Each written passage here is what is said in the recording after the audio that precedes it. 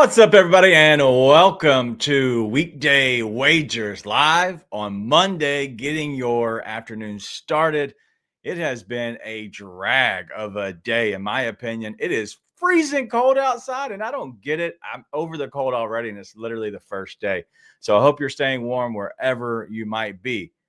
We did a really good job on the night, the night game last night as we went 5-2. And so, looking at these picks, if you're missing out on the Sunday night football halftime show, you're just completely missing out. We missed the total going over. It ended at 35, so the hook took us out.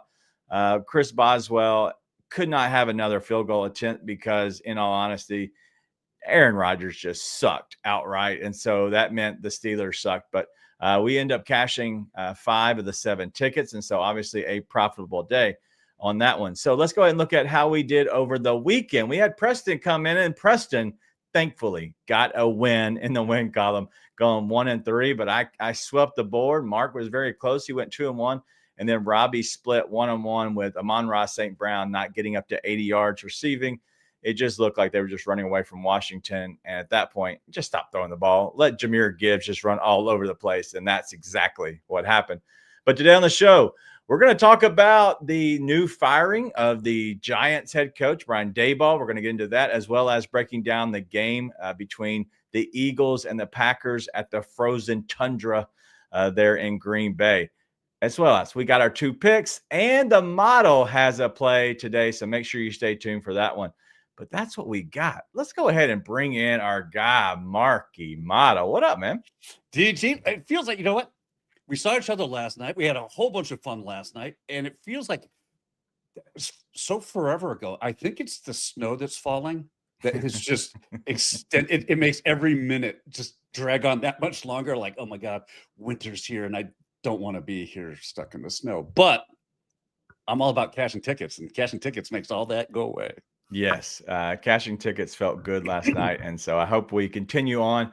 I don't know about you. As we get into this game before we hit on Brian Daboll, like I just look at this game, and it just screams hard to bet for me. Like, where do you stand on this game, just overall? Not anything about the sides totals or anything, but just overall on this game.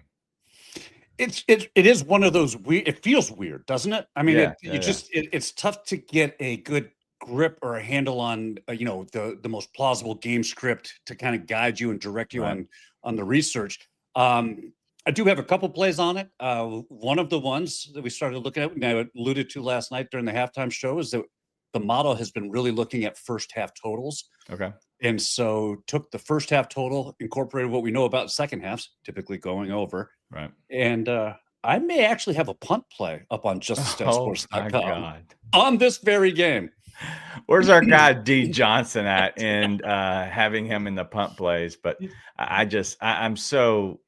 don't want to go down that road just yet. But my God, I feel like we're narrowing our search, and we're getting closer and closer. So hopefully everybody else is enjoying that as well. But let's go ahead and talk about this game overall. It is pretty much a pick 'em game. You can go one way or the other if you want to go grab points on one side. But where do you stand just on this game and who actually wins?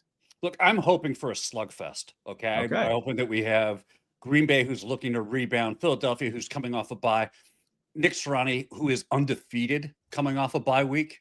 So there's that angle if you want to put a lot of faith into that. I just think that with both these teams really motivated to come out and move the ball, we're going to see a ton of scoring. I am all over the over. Wow. That is shocking to me because I believe Chuck this morning was talking, who was saying he liked the under at first. And now as he's watching, it screams more of the over. And so I'm curious if that's the direction we go. But as TJ's saying here in the comments, it is the tush push game because Green Bay wanted to ban it. They're one of the teams that said ban it. And Philadelphia is obviously all for it because they want to have the tush push. I'm curious if that will be a part of it. And they will do that anywhere on the field. I don't care if they're in their own side of the field on the 20 or 25. They're still, if it's 4th and short, they're doing it. And that's why I really like that punting play for today to go under. Yeah. Joe says he didn't know anybody that's betting Green Bay, and that's what worries me. I'm sorry I can't click the comments for whatever reason, it's not working. So Joe, I apologize, but that's kind of If maybe yours will work, maybe mine doesn't. Mine hates Gotcha. goes that worked. But I'm just curious on, is it too much of the public on the Philly side? But I am on that Philly side because I don't trust Jordan Love at all. I don't trust him, especially in a cold game. I think Jacobs is good, but if you look at the Philly side, I think that they can stop the run enough, in my opinion, to kind of limit them. One bet I actually did want to go after was Jalen Hurts under the 7.5 rush attempts. The problem with that is he literally hasn't done it in 5 straight weeks. Like, he's been under that number. His number on the rushing is 31.5. I wanted to go under on that, but I was like, I'm going to get burned by this because he always runs all over Green Bay, even though Green Bay stops the run from the quarterback a ton. So I was torn. Any look into that? Yeah, I really think that, to be honest, one of the legs in the play of the day that's over on the site has Jalen Hurts to go 200 passing and rushing yards combined, to go over 200. He's done this in 15 of the last 16 primetime games he's played in. So there is that piece to it. I also think that with Micah Parsons coming off a very lackluster, in fact, almost a non-performance last week, expect him to come out big and really start to put this defense back on his back again, which means Hurts is going to be running for his life. Exactly. And then every tush push is a rushing attempt. So that obviously you're going to get 2 a game at minimum. And so that's been the only rushing that he's done lately. But I looked at the games. I guess 2 of the last 5 were against the Giants. And so maybe that was one of them where they didn't have to get outside the pockets because they were beating them, whatever. But I'm not going to go that direction. But that is a look that I saw that was trending in the right way. So if you're interested. All right. So we've already hit. Do you like the Packers to possibly win this game at all, or do you think it's all Eagles? There's got to be some of that Lambeau magic, right? I mean, there's got to be something about the home team and the Packers doing, showing up. Especially, it's going to be the first real. I shouldn't say not first real. Chicago had snow over the weekend, but it's going to be a cold night with possible snowstorms. Is it going to be enough to affect the style of play? Probably not, but it's going to give you that smash mouth football feel. And yeah, I think this is going to be to whoever's holding the ball last. Unlike, this is going to be a stark contrast to what we had last night's game, and not just because of the weather, really, but because of those two teams could not move the ball until finally the Chargers started going and get things going in the second half. I don't see this going the same way. I think both these teams are very skilled at moving the ball. They like to control the possessions. They will keep that ball for as long as they possibly can, and they're going to put up some points. Yeah, I'm curious if that Tucker Kraft injury really hurts Green Bay in this game. I think that's something to watch because he was the one of the I guess the receivers. You can call him a receiver, tight end, whatever, a receiver who was a favorite target of Jordan Love. All right, so that game is going to be exciting. Let's talk about the news that just broke, and it was the Giants have fired Brian Daboll. Does that surprise you? It does to some degree because I think that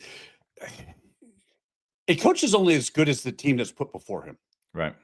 He can have all the plays in the world. He can have all the schemes, call all the best plays, but you're only as good as the talent that the organization puts on the field for you. So I think in this case, the schemes looking at the GM would have been a lot more sense. Roseman. And let's start with there before we start cleaning the house at the mid-level. That doesn't really affect anything because, I saw the X feeds, screaming for the Browns head coach, Stefanski, right? I believe that's his name, to get fired. But my question is, replace him with who? Right. Yeah, that's the thing. And that's the direction. That was my next question is who would be a good candidate to take over this team now that has Jackson Dart, they have Cam Scatterboo, but in all honesty, we're not sure what Cam Scotterby will look like when he comes back. I'd assume he should be fine. We now have a Jackson Dart who is concussed in this most recent game this weekend. And so do they have their quarterback of the future? What coach wants to take that over? Because the defense really isn't that good. And in all honesty, the offense isn't that great either. Look at their receiving core. It's just not great. Would you, if you were an up-and-coming coach, would this be a job that you'd say, hey, I'll take it no matter where it is because it's a coaching job or a head coaching job in the NFL?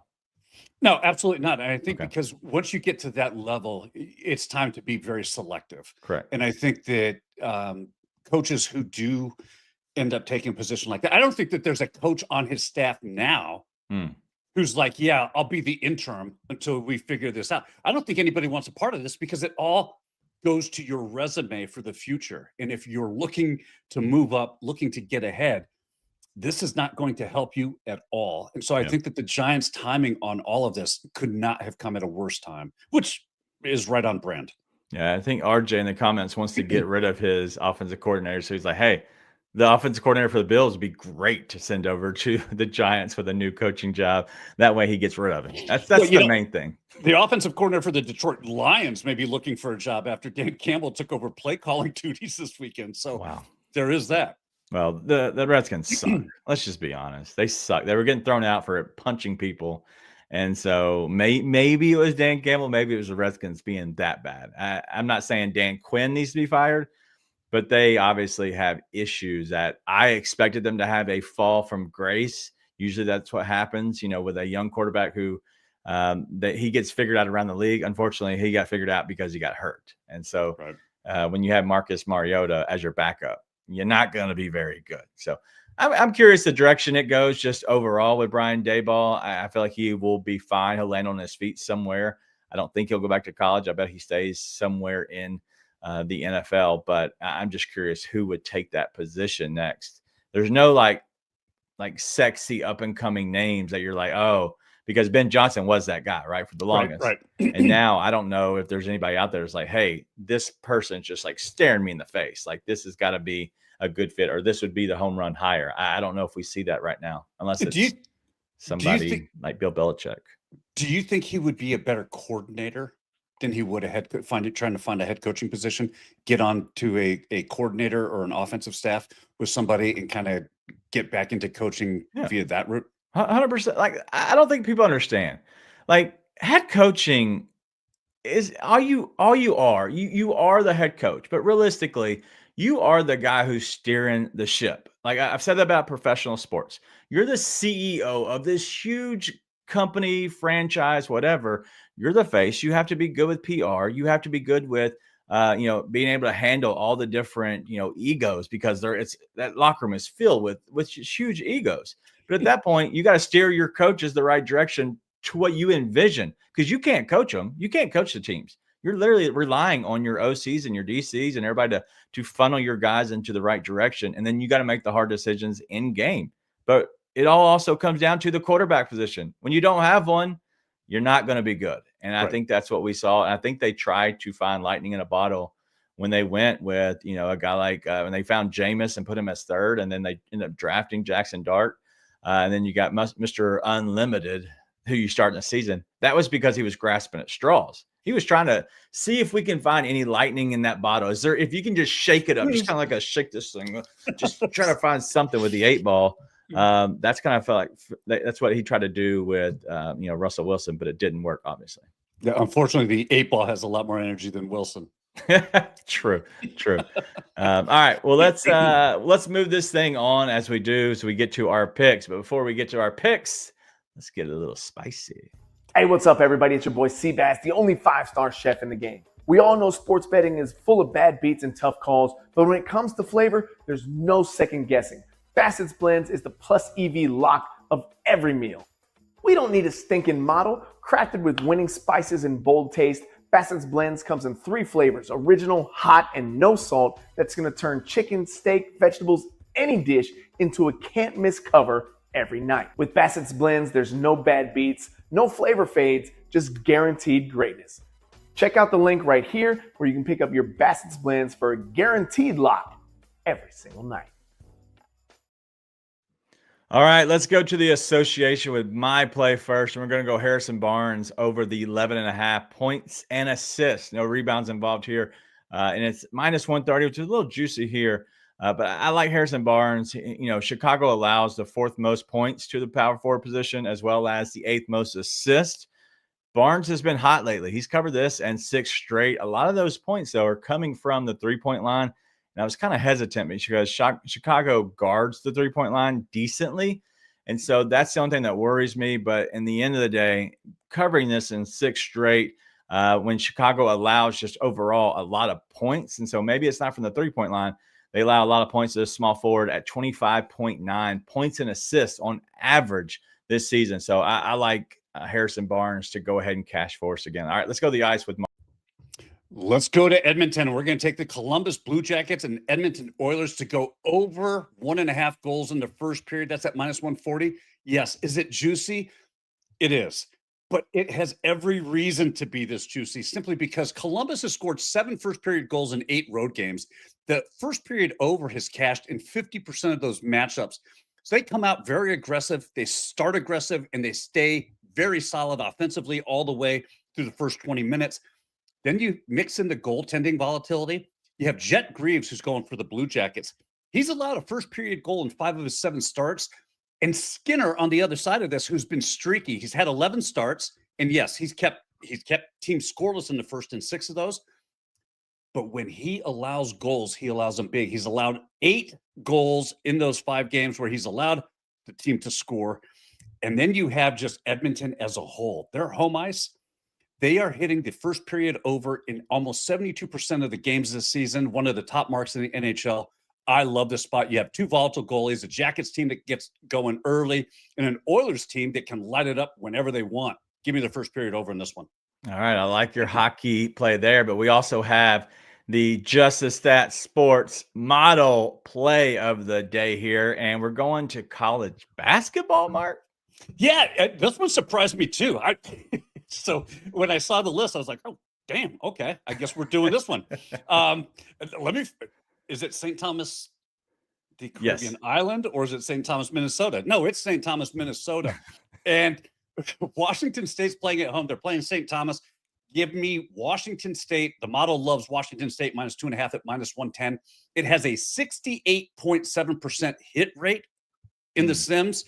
And looking at the adjusted tempo ranking, and that's really the pace of play, and it translates into possessions. You have a Washington State Cougar team that ranks 74th versus a St. Thomas team that is at 253, and that's out of 365 schools.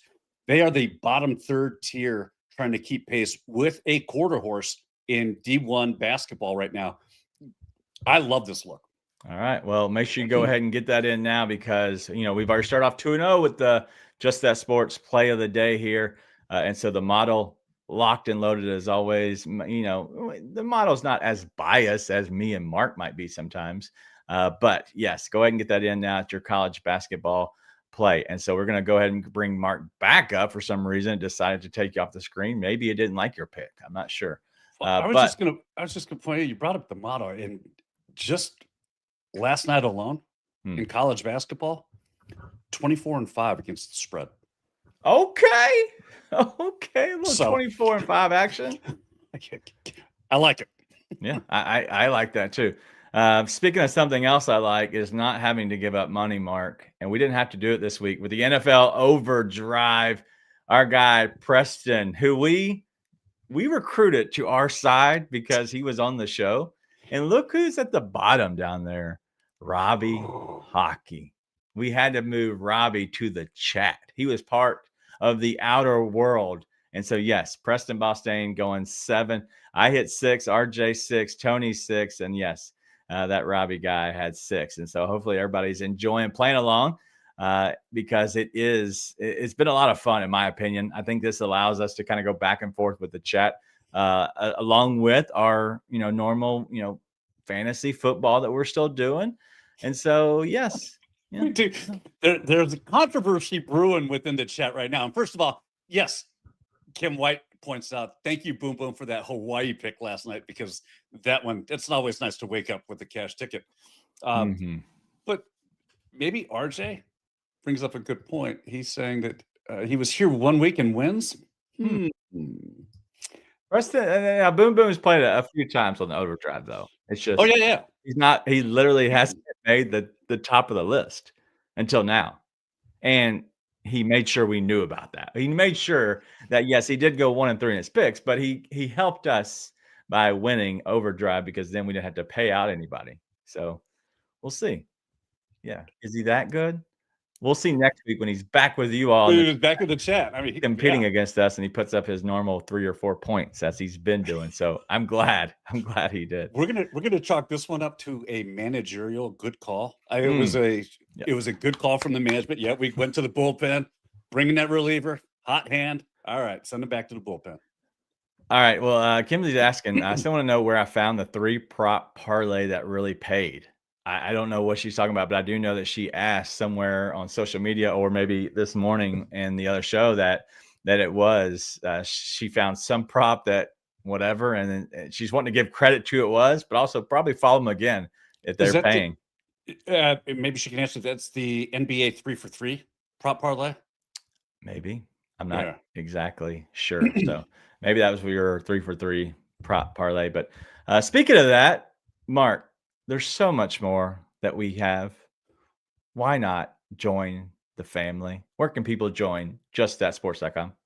Well, first of all they have to do is just go to justthatsports.com. Use code data 100. That's going to get you 50% off for the first 30 days. Look, it's $15 a month normal. So for $7.50, you're going to get access to all of the data sheets, the model projections, all the cappers picks. We're bringing in some more cappers. So we're going to be adding to the capping crew. Those should be happening here very soon. We're going to have that. We have so many new features that are happening. I am super excited for the month of November. It's going to be huge. Yeah, I agree. It will be huge. But another thing that we're doing, and if you're not seeing it in your feed just yet, there's a reason. But ROI Soccer, the show's breaking down all of the different leagues and matchups and everything else with our guy, the Chuck Mark himself, the GOAT of soccer, the GOAT of betting at this point. My God, he's racking up. But Chuck has he's not going to be putting up a show this week because for whatever reasons, the leagues decide they don't want to do anything. Like what's going on, Mark? Yeah, not really sure. It feels like we just went through an international break in soccer for a while ago, and then they brought up in the Champions League, the Europa League, and they started doing that. So we don't know. I don't know. I even looked at the schedule, whole bunch of friendlies and some really obscure leagues that I don't even know. Yeah. Okay. Well, I'll wait. Yeah, that was my question too. I go, Mark, we're supposed to do the soccer shows today. He's like, no. I asked Chuck, we're not doing them because there is no real soccer right now. And I'm learning this as well, but we want to make sure we bring soccer to everyone. So if you are a big football fan, soccer fan, we want to make sure that we are giving you that content. Chuck's excited about it. I've already talked to him a few times about this, and the shows was very excited about it. And so we want to make sure that we're giving you the content. But unfortunately, there is a break. I'm guessing we'll be back next week. Is that correct, Mark? Yes. Okay. Yep. We will have three soccer shows, videos on Monday. All right. So go ahead and get it in. It is the ROI Soccer shows, but it's right here on the Weekday Wagers channel. And just so people understand too, while Chuck may not give out official plays, the information he gives out in all of that would have cashed all of his plays in both Champions and Europa League. So stupid. It is mind blowing to me. Yeah, that guy who always goes back to the future, and then comes back and tells us what it was. Yeah, that's what he's doing. He's teleport Chuck. I called him out on it too. I'm like, I know you're time traveling. I'm just got to figure out how you do it. The time traveler himself. All right, well, let's get to some primetime pay dirt and see who's getting into the end zone tonight. As we go ahead and look at this primetime pay dirt here, we have Saquon Barkley at plus 105, Jalen Hurts at plus 115, Dallas Goedert at plus 230. Let's go to the other side of Green Bay. We're going to go Romeo Doubs at plus 185, Christian Watson plus 310, and then the new tight end who's filling in as the starting tight end, plus 375 for Luke Musgrave. Where are you going, Marky Model? Look, I know I have been accused of being a chalk-eating ground rodent or whatever Joe calls me. I have no idea what it is. Give me Jalen Hurts. And hear me out on this one. Yes, I know Green Bay has only allowed one rushing touchdown to a quarterback. That was actually your guy, Dak Prescott, that scored the touchdown. Jalen Hurts is a different cat. He's meow.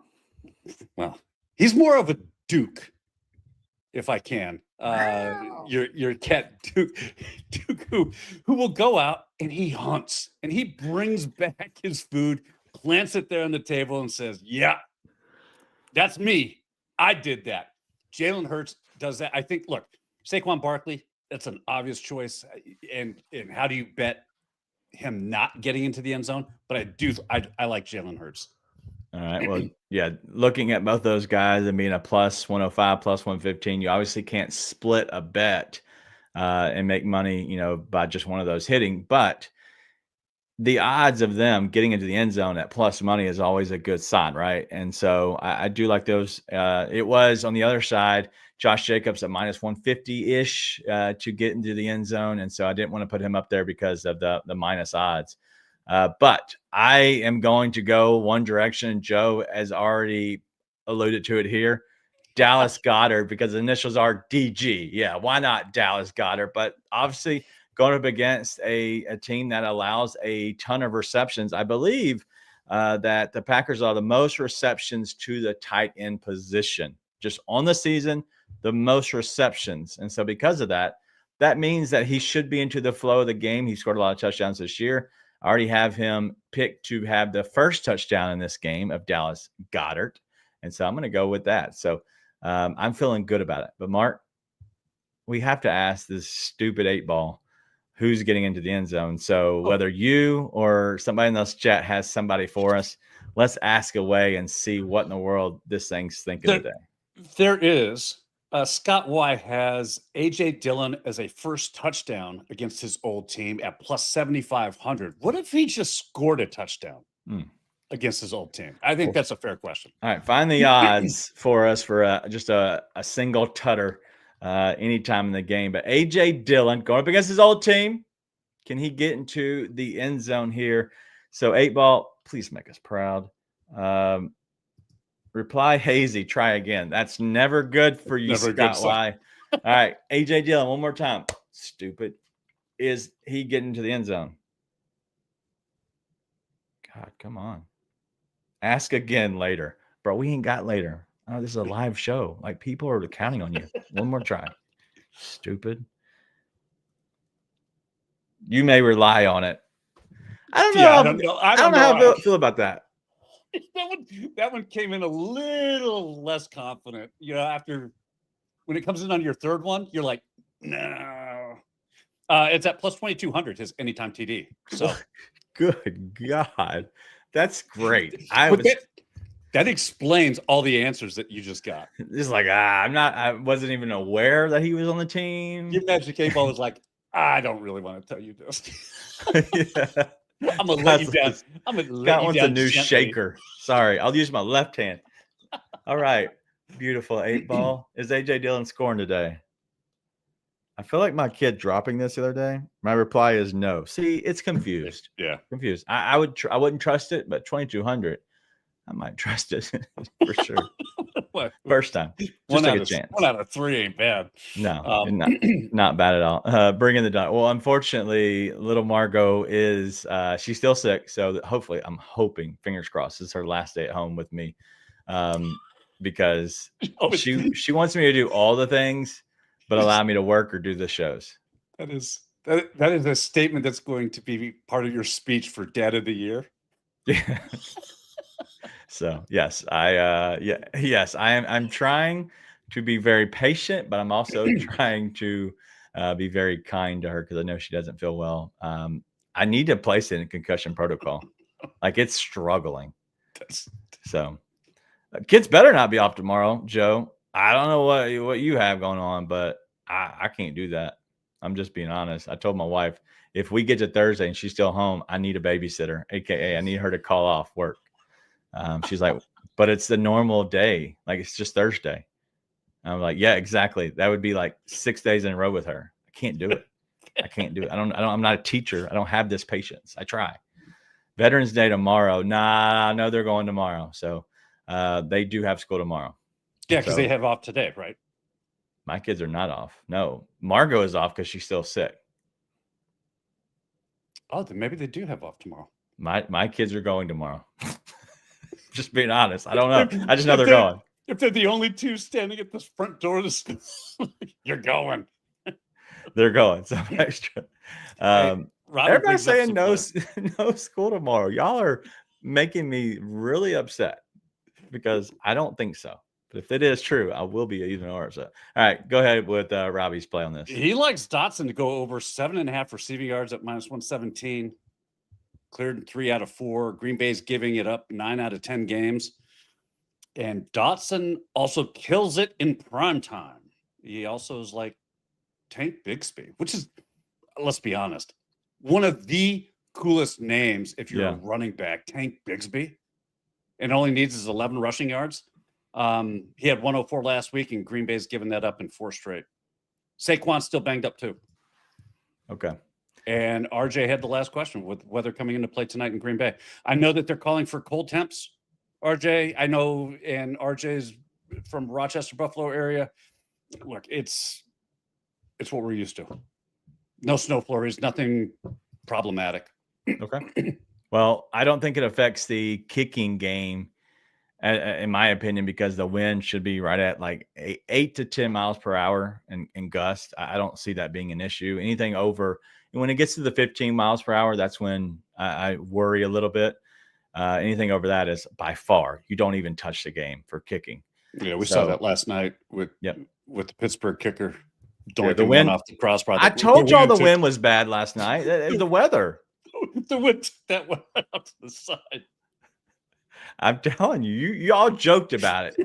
Yes, it was bad weather there in LA last night.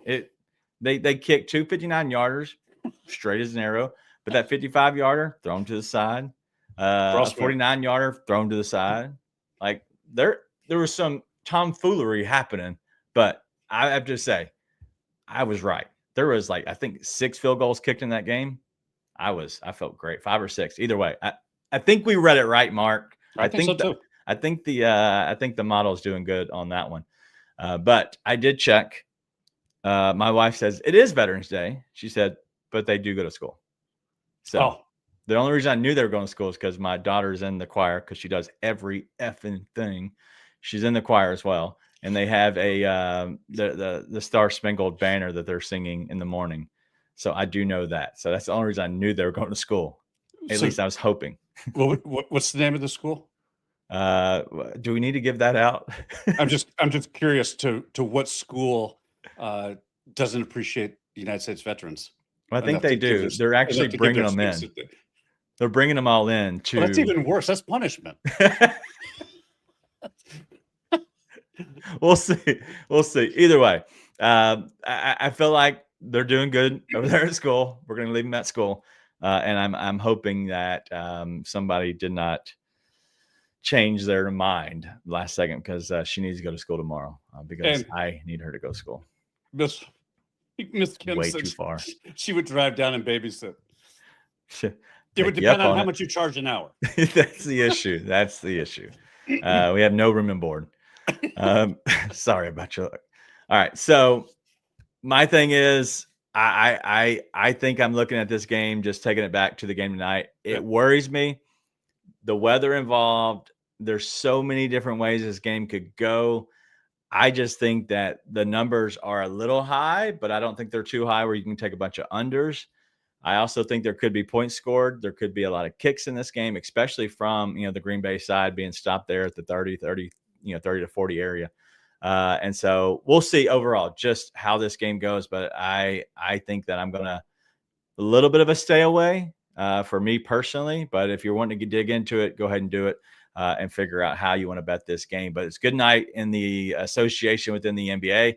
There's some really good games that should be entertaining at least. We do have some plays up on the NBA side as well. Anywhere else that you have plays, any other league that you're looking at right now? I've got plays in college basketball, NHL, NBA. Tonight's game, I think in tonight's football game, we're going to see, I'm actually kind of glad. I think the weather helps the scoring simply because if things get a little slippery, a little slick, that always favors the offense. Right. And yeah, let's open up that scoring. So I think it all lines up for, it should be a fun and entertaining game. I mean, let's be honest. The last two primetime games we've seen have been absolutely toothpicks in the eyes, trying to stay awake to get to the end of them. And I'm hoping for a much different game tonight. Yep. Nate G says Drysdale's going to be mad tonight, getting crushed at home. We'll see. I don't even know who Drysdale plays for, but I bet he's angry. You don't know who Drysdale plays for? No. Edmonton. I do have a question on that. We'll end on this one. Yeah.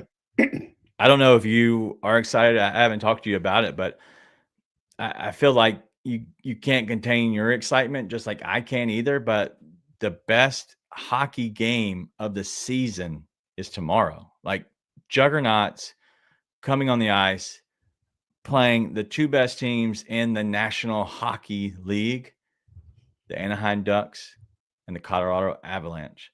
It should be a phenomenal game. Obviously, the Ducks go on the road, 7-game win streak. Why not? Why not win 8? I think it's going to be a great matchup. Yeah, look, the Ducks have surprised everybody. They're playing out of their minds right now, and I'm here for it. I love it. I think, yeah, if you would have told me that on Tuesday, November 11th, we'd be circling the Anaheim Ducks Colorado Avalanche game as a showcase for what could be a Western Conference final, a playoff series, yeah, I would have laughed at you and said, you're out of your mind. Yet here we are. And I think they do. I think the Ducks have found a secret. Yeah. And offensively, it is you. And they are so happy that you're on board. Yeah. Because their scoring has gone up since you made your announcement official. Well, everybody's talking about Draisaitl, and I'm here talking about Anaheim Ducks. And so I don't even know who this Draisaitl fella is. Is he part of the Quack Attack? No. Yeah, he's not leading the Pacific, is he? I don't think so. And so we'll see. But yes, Mr. Cutter Goldchain is going to take over once again and lead the Anaheim Ducks to another victory. It's going to be 8 in a row going over against the best team in the league right now, points wise. And so I'm excited. I hope that you're all a part of it. I can't believe that I'm hearing you talk about this. This is great. Listen, I'm all in. My algorithm knows I'm a Ducks fan. I promise you that. I don't know why. It has more Duck stuff than it has Grizzly stuff, which is scary. That is scary. It should not, but maybe one team doesn't suck and actually push the like button on those. And I just want to give you this little bit of information before somebody in the chat starts blowing you up for it. Edmonton is in the Pacific. Okay. That don't mean they're any good, though. I said they're not leading the Pacific. Oh, no. Okay. Yeah. Yeah. No, I thought, are they even in the Pacific? I was like, I think they are. Oh, well, I'm sorry. But yes, I'm sorry. If I said that, I was wrong. Are they even leading the Pacific? Because they're not. They're like down near the bottom. Yes. Hell is getting cold because we're talking hockey, WNBA. I know they're doing it WNBA season, but we'll be on that one as well. But that's all we got. Let's go ahead and get out of here. We've been way over our time talking about the Ducks. But honestly, this is probably going to be the best part of everybody's day, getting a chance to go on about the Anaheim Quack Attack Ducks. But tomorrow should be an interesting show as we get off with week 11 of the NFL, looking at college football, college basketball, NBA, honestly, the NHL, everything that's taking place. And then as we get to Wednesday, we get Robbie's Radar. He's back on the show, so he'll give us those again. I think he crushed it this past week once again. But that's all we have. Thank you all for being a part of the show. and honestly, making us a part of the day would be the best day that we have. So we'll see everybody tomorrow. Do not be late. Joe, talking to you.